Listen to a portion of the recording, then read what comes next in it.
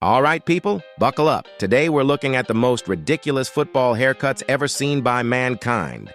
So if you've ever wondered what happens when footballers trust barbers with zero conscience, welcome. This video is for you. Starting with the obvious, the 1% trim from the OG Ronaldo R9, who revealed that he was struggling with a groin injury and was only at about 60% fitness leading into the tournament final, which the media was constantly discussing. To shift the focus away from his physical condition, he adopted the unusual and widely mocked hairstyle. In his own words, "Everybody was only talking about my injury. When I arrived in training with this haircut, everybody stopped talking about the injury."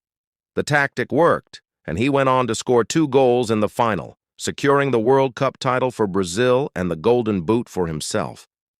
He looked like a PlayStation character whose forehead wasn't rendered yet. Paul Pogba, the walking art gallery from Cheetah Print, Batman, and Pogboom. Pogba has stated he is simply being himself and does not want to change his personality to appease critics. He enjoys life and expressing his unique style, which includes his hair. Many of his cuts have specific inspirations, such as the dab dance craze and a pokeball design. Pogba's hair has frequently been a topic of criticism, particularly when his team has a bad performance. He has noted that when he plays well, scores goals, or makes assists, the hair is never a problem. The criticism is only an issue during losses or bad performances. He has to be the only footballer who treats his hair like a mood ring. One week he's blonde, next week he's a neon traffic cone. Bro's barber must show up with a full art toolbox. Taribo West, the Nigerian defender, sported neon green pigtails tied like antennas. It looked like he was receiving defensive instructions from space.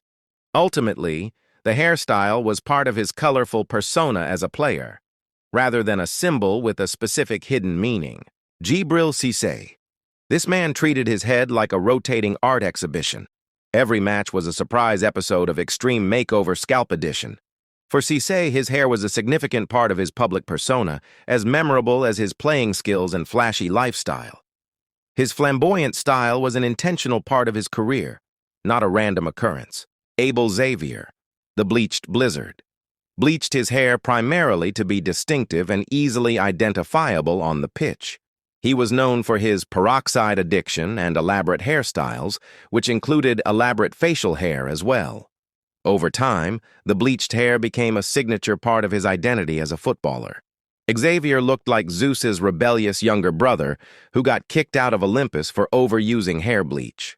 Stefan El Shaarawy's hair stands straight up like an anime character mid-power-up. His hair looks like it's permanently shouting, Ka-me-ha-me!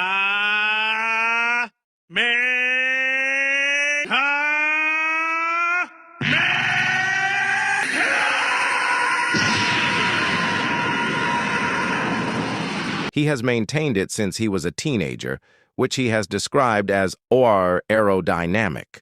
It's a stylistic choice that he is protective of, famously telling teammates that no one touches the hair.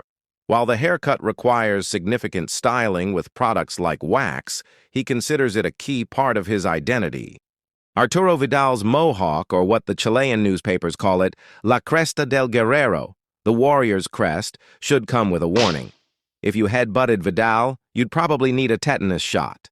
He wanted the mohawk because it's a symbol of his aggressive playing style, inspired by a German player he saw at the 2002 World Cup. His hairstyle contributed to his nickname, Celia Punk, which also references his love for salsa music. Giovanni Simeone's unusual haircut was the result of an initiation prank by his teammates when he made his first start for River Plate.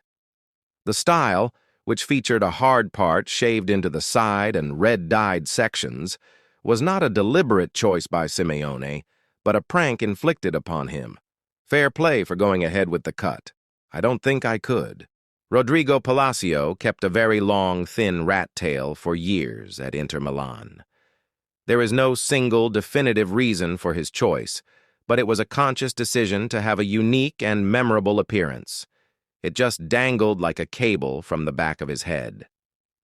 Dani Alves' poop hairstyle before the Copa del Rey final, and while it was a notable and talked-about look, it is not known if there was a specific deeper meaning behind it beyond a terrible fashion choice. A dog literally took a poop on his head. And that's it for today's tour of football's finest disasters. I mean, hairstyles. Remember, form is temporary, but a terrible haircut lives on the internet forever. If you enjoyed the madness, hit like, subscribe, and I'll see you next time. Hopefully with fewer mullets and more common sense.